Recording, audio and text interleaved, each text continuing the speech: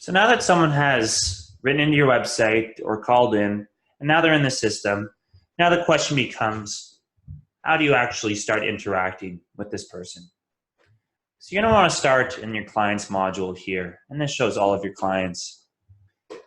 But it can be a bit overwhelming, of course. 513 or however many clients you have. Some of our people using this app have thousands.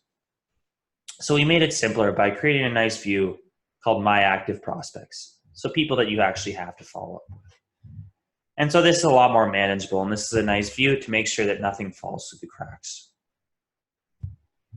So what I'm going to show you is how you would start interacting. So as an example, Sarge is a prospect, and his status is need to contact. So that's exactly what I'm going to do. So you click in, and then in here, you can start actually interacting with Sarge using his email or his phone number that appears here. Let's walk through an example of you start working with Sarge, and he says to you, hey, I'm not that interested.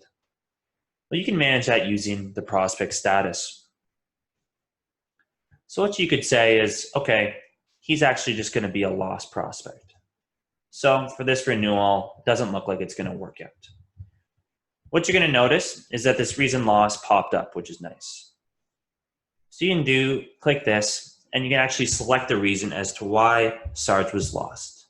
And for this time, you were too late to the punch. And you can hit check. What we do in this system is that now that it's lost, we automatically set the policy renewal date for a year from now. So when I refresh it, you'll see that the policy renewal date was set for exactly a year from now. And what the system does with this renewal date is it actually tells you that Sarge needs to be contacted 3 months before this date.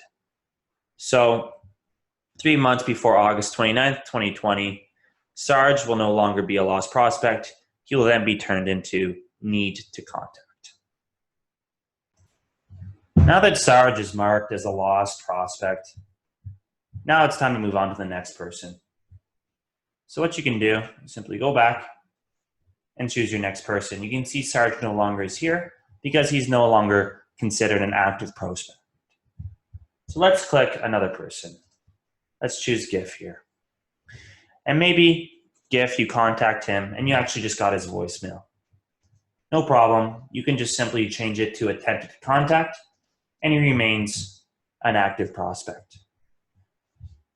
The only difference now is that once I refresh,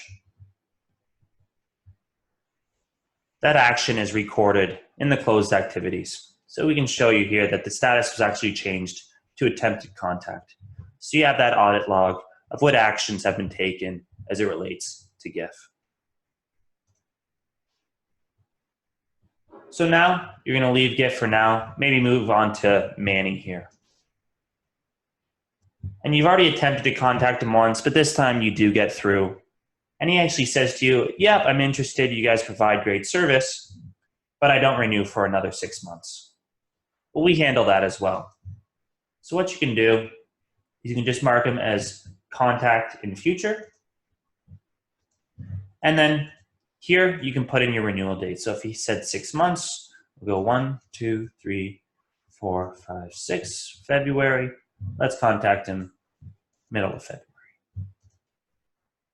And once again, just like the lost prospect, 3 months before this date, he's going to be turned to need to contact. And so you can start that cycle over again.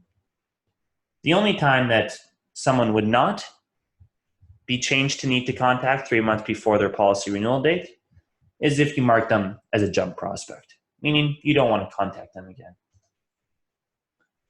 Now the last scenario is maybe you reach out to Corrine, you've attempted to contact her once, but now you actually she was interested in a policy. Well, no problem at all. You can simply just hit this button here.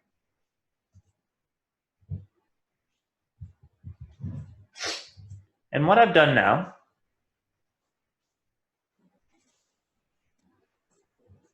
is I've actually created this policy. So now you can see that Karine, she now has a policy associated with her. It appears here as well as here, and it's named something fairly appropriate. It's Karine. It takes the year, and then it also takes the insurance type that she's interested in and names it here. And what you can do now is then this leads down the path and the workflow to actually close the policy. And we'll cover that in the next video.